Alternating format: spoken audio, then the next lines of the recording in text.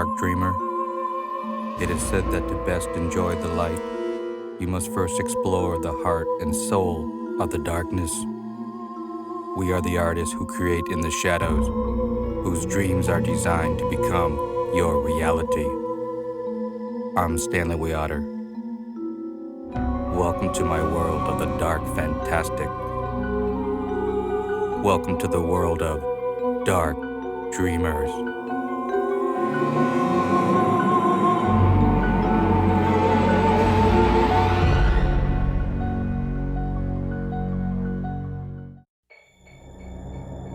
Are you a dark dreamer? Director and screenwriter John Landis most surprisingly is. Although best known for such hit comedies as Animal House and The Blues Brothers, Landis has a cinematic dark side as well. In 1981's An American Werewolf in London, working with makeup effects master Rick Baker, Landis created what many critics now consider the best werewolf movie ever made. 2 years later, Landis wrote and directed the groundbreaking music video entitled Thriller, starring Michael Jackson. And in 1992, Landis directed Innocent Blood, a very sly and sexy take on both the traditional vampire legends and our own contemporary mafia mythology. John recently invited us to his home in Beverly Hills. There we discussed the apparent paradox of how a great comedic director can be equally adept at scaring the hell out of us all. John, you're such a funny guy. Why do you make such scary movies? I actually don't make, I've made a couple of scary movies, but, why did I make those scary movies? I like scary movies. I enjoy horror pictures and fantasy films and science fiction. As a kid, I had a real fascination with it. I couldn't get Famous Monsters of Filmland magazine because my mother wouldn't let it in the house. There was an issue that had a photo, black and white photo in it, probably from a William Castle movie or something, but it was a woman with a blonde wig, but she had a hatchet in her head. And my mom saw that picture and was like, out of here, what the hell is that crap, So my cousin Scott, I had a cousin who used to get it. So I'd read it at his house. And but I was always fascinated, like almost all boys, we're always into that stuff. You go through your dinosaur phase and your space phase and all that stuff. And because I grew up in LA, I had a general fascination with film. I really like movies, and I saw a picture, The Seventh Voyage of Sinbad. It's so obnoxious to tell this story so often, but it's true. I love the movie. I just had suspension of disbelief, or whatever they call it. And I came home, I was 7 or 8. It was 1958, so I could have been 7, I could have been 8. And I said to my mom, who does that? Who makes those movies? And she said the director, which was very fortunate for me. She could have said, the hairdresser, I would have had an entirely different career. But so from the time I was 7 or 8, I wanted to be a director. And because I grew up in Los Angeles, I had access to directors.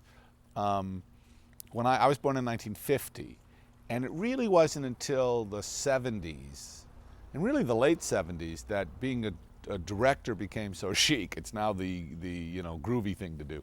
But when I was a kid, if you wanted to be a filmmaker, you were a nerd. If you look at George Lucas and Steven Spielberg and De Palma and Francis and Milius, and these guys were it's Revenge of the Nerds. These guys were you were the audio-visual guy. Scorsese's asthmatic, you were a nerd. Now you're the hip one, but then you were a nerd. And but I aggressively pursued it, and I was able to meet astonishing people. Everybody from Orson Welles and John Huston to Jack Arnold and Don Siegel. Everybody. I'm not very snobbish when it comes to movies. I either think they're good or bad, and so I really, George Stevens, George Cukor, Ruben Mamoulian. I really made an effort to meet Willie Wyler and Billy Wilder and Hawks and Capra, and I really did make an effort, and I really did meet most of them. And luckily, as a filmmaker starting in the 70s, I was able to take advantage of what was at the time, in retrospect, a very interesting time in American film, where the studios were letting directors make interesting pictures. It's much. If you look at the Hollywood product now, it's much less interesting because they're much more timid and corporate and ignorant. It's a very difficult time now. But in any case, so why make scary movies? Because I like them. Well, you have some bronzes from Ray in your house. You have some great artifacts. Yeah, I have some bronzes from Ray. I actually have, when I made An American Werewolf in London, Ray was doing the post-production effects work on Clash of the Titans.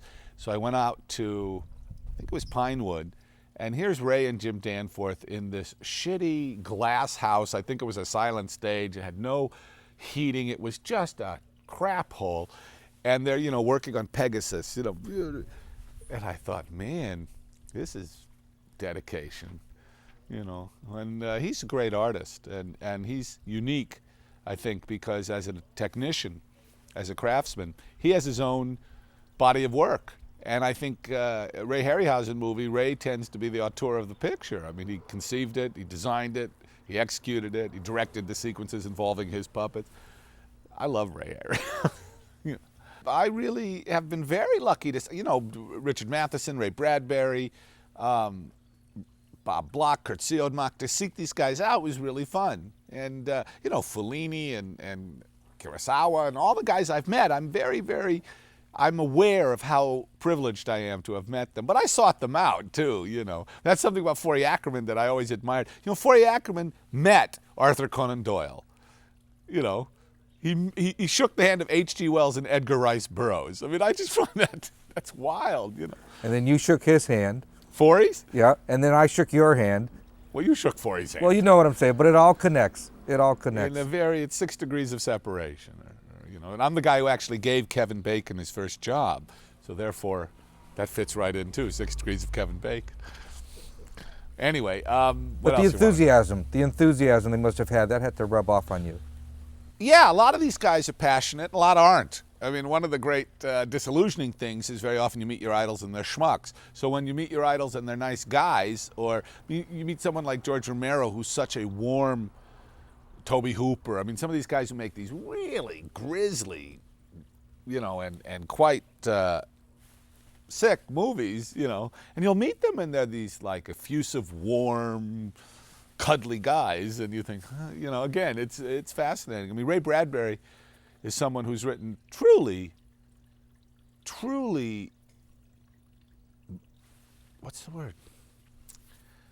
Dark things, and yet he's the most optimistic man. Stephen King, David Cronenberg, there are other guys who are wonderful guys, but they have, you can see that dark cloud behind their eyeballs. You can look in their eyes and see that brain functioning, and there's a lot of weird Byzantine shit going on there. Whereas then you meet someone, like Fellini, who is just so warm and sweet and friendly and kind and effusive and enthusiastic. He's everything you want Federico to be. And then you meet other guys, and they're just really not nice guys. I've encountered a lot of filmmakers who are assholes, and a lot of writers who are just troubled people, So it's a mixed bag. Sometimes you meet your idols and you shouldn't. That's almost always true with actors and musicians. But I mean, I did work with Chris Lee and I did work with Vincent Price, and those are two lovely men.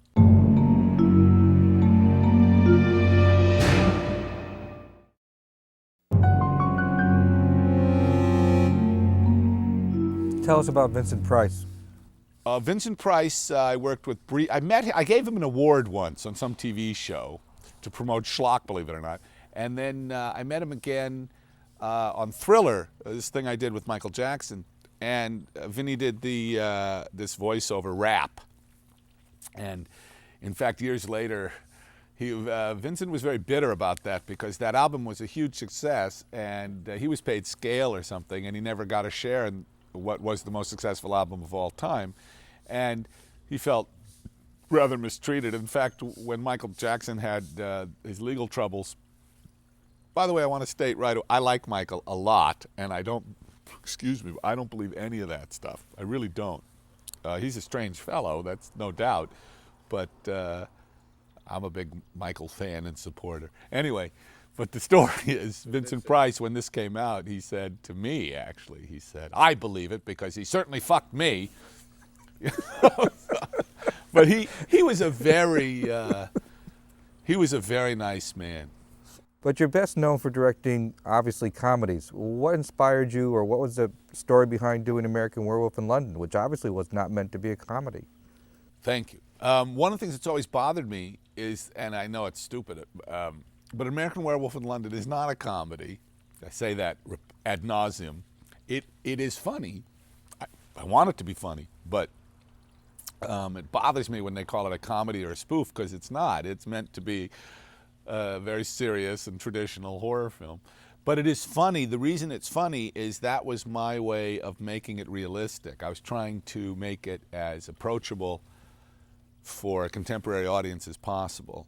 And, you know, I think that humor is the way we tend to deal with things. I mean, after the Challenger disaster, there were jokes about it within days, even after this tragedy on September 11th, this grotesque thing that just happened. On the internet, I've seen jokes about it, right? You know, it's a human response. It's a way of dealing with, and especially a way of dealing with fear, is humor.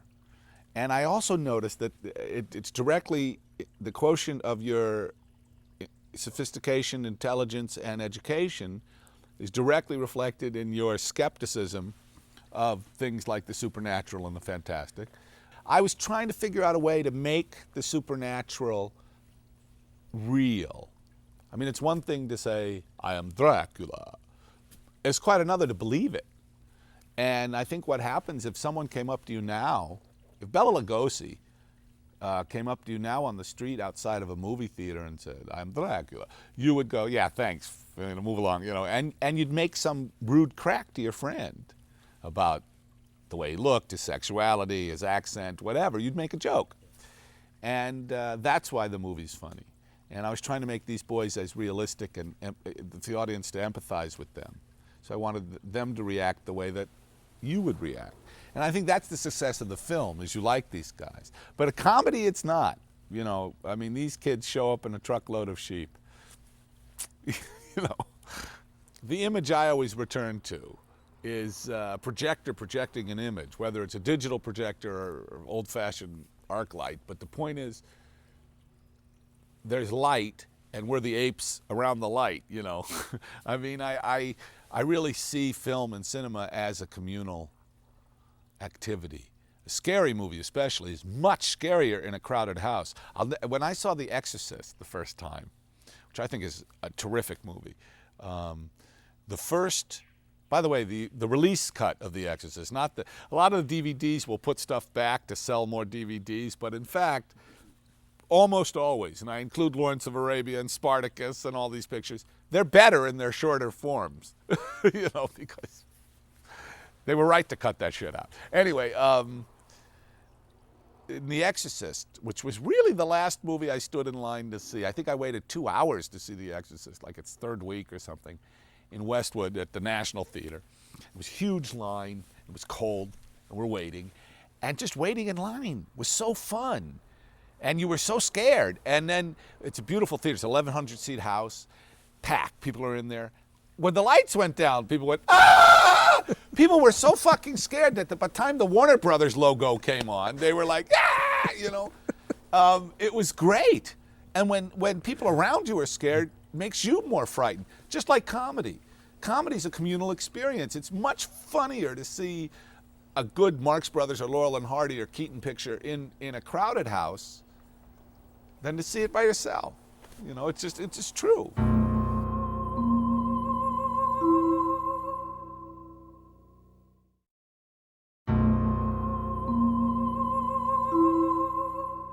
When you did Innocent Blood, what was your inspiration for doing that? The script.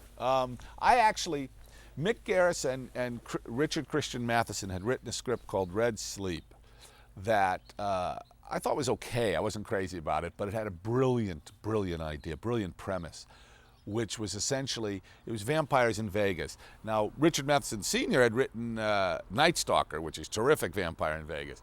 But what was so clever about Mick and Matheson Jr.'s script was who the vampire was. It was every decade in Vegas, there's a king of Vegas in terms of entertainers. Obviously Sinatra, the Rat Pack, then Elvis, Wayne Newton, then Siegfried and Roy. I mean, there was always these kings of Vegas.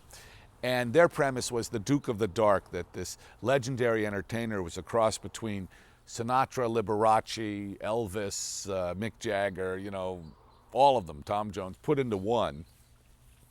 That he was in fact a vampire, because Vegas is a city that lives at night. There's a constant transient population you can feed upon, and there were some very good ideas in it. But what I liked was the idea of doing show business.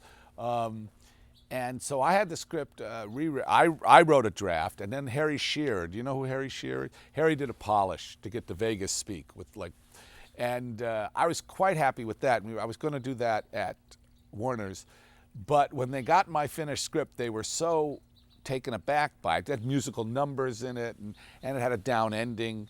An ending like Werewolves, they won't let you do now. It's difficult. Werewolf was a very successful movie, thank God, but it was interesting in terms of our very first preview. I'd made the show in London, and we flew. In those days, you had real out-of-town previews. They were called major studio previews, and the audience, it would say on the marquee, Butch Cassidy and Sundance Kid and major studio preview. So you got a double feature for the same price, and the audience didn't know what it was seeing. So it was genuinely showing it to a virgin audience. But I had arrived in Chicago with the print. We flew from London to Chicago, and we saw in some suburb of Chicago, it said, "From the director of Animal House, his new comedy, major studio preview." So I thought, that's worrisome. And we get there, and the audience, big theater, like 800-seat theater, the audience is there, and they're primed. Movie starts, they're laughing, inappropriately laughing too much. And then the scene in the pub plays, and they think it's a riot, and they love it, and they laugh, and then Jack is killed on the moors. And that's pretty graphic and extremely unpleasant. And about 50% of the audience, about 400 people, got up and walked out. That was a moment I'll never forget. It was like, uh-oh. Then the audience had stayed with kind of like off balance and thinking, what are we watching? And then came Jack's reappearance the first time, where he's quite grisly. Another 30% of it. We ended up with like 200 people who loved it. But 200 out of 800 is not good. And we thought, oh God, what are we going to do? And the studio said we must cancel. We had another sneak the next night, Saturday night, at Syosset, Long Island, which at that time was the highest grossing theater, not anymore. But and I said, no, I'm not changing, I'm not canceling, let's go. And I asked to speak to the house. It was all kids at a big theater, like 1,400-seat theater. And I stood up and I said, hi, I'm John Landis, and I made Animal House. Ah! And I made the Blues Brothers. Ah! And the movie tonight you're going to see is called An American Werewolf in London. And I said, I want to tell you something. This movie is rated R. Yay! And I said, because it's gory, yay! And violent, yay! And full of fucking, yay! So I'm warning you guys, this is really scary. Yes, yes! So they were pumped, and when they saw the movie, they loved it, and it played great. Because they knew what they were seeing, which was very different, and they were primed. That was a real education for me in terms of marketing, and Now it's quite frightening, because now, if you go to trailers now, previews, they show the whole goddamn movie. The whole movie, and I'm offended by it. I want to see a teaser. I want to see a glimpse. The whole marketing has shown that people want to be comfortable and want to, it's taking my premise to its absurd conclusion. I mean, there are trailers now where you see the trailer and you go, well, don't have to go see that movie. Thriller came about totally because Mike had seen An American Werewolf in London, and he is obviously fascinated with change and metamorphosis, and he was very taken with the movie. He really liked it, and he called me. I was living in London at the time, and he called me. And Mike's whole thing is, I want to turn into a monster. So in fact, Thriller, I just took the opportunity of working with the hottest star in the world at that time to do a good musical number. Musical is I love musicals. Singing in the Rain, Wizard of Oz, those are perfect movies. I love musicals. And If you know, like in Coming to America, you notice there's this big dance number at the beginning only because I could do it because I was working with Eddie. So it's like, sure, we'll have a dance number, you know. But I like that stuff. And so on Thriller, it was the opportunity to shoot a dance number correctly. On the Blues Brothers, because John and Danny, you know, obviously not dancers. I mean, they're dancers, but they're not real dancers. My idea, which I realized was wrong, but my conception was to use amateurs. So like Shake a Tail Feather, we shot in Chicago and stuff. Those are all amateur dancers, and that's what I did until I got back to LA and I saw the footage and I went, So the James Brown number in the church, we used pros, and Carlton Johnson did the choreography, and so I was not happy with a lot of that stuff. So when I had the opportunity to do Thriller, I said, I'm doing this right. And one of the things I insisted on was that the dancers got 2 weeks rehearsal. And that made all the difference because they were crack. And so I wanted to shoot the number correctly. And that's become a cliche. The way we shot that is now the way all music videos are. But no, so I also took the advantage of Thriller in that in Werewolf, poor Rick Baker, it was always conceived that the metamorphosis would take place in bright, harsh light, with no cutaways. In fact, it turned out there's one cutaway to a little Mickey Mouse, but I wanted it all to happen on camera, and I wanted it all practical, no optical stuff. So Rick did that, and that's unforgiving stuff, you know. I mean, that's, you know. So on Thriller, I did exactly the opposite. I have hundreds of cutaways to Ola Ray screaming. I had big Elmer Bernstein music, big music, you know. Do you have any idea what your legacy might be in time? Well, I'm afraid that my obituary is going to talk about the tragedy in the Twilight Zone. I mean, that's what got the most notoriety. But I guess, no, I haven't a clue. I haven't a clue. You know, I get recognized on the street in Europe much more than in the States, but in the States, black people always know who I am, and I think it's because of Thriller and the making of Thriller and my work with B.B. King and Eddie Murphy and stuff like that. But probably the making of Thriller, that was the most, that was television, so it was the most, you know, known thing. I don't know. I'm only 50, so I intend to make some more movies, so I'll let you know. Join me here again on the wild side of the imagination, where a sense of wonder and a feeling of terror can often intersect. You'll find us waiting here, the Dark Dreamers.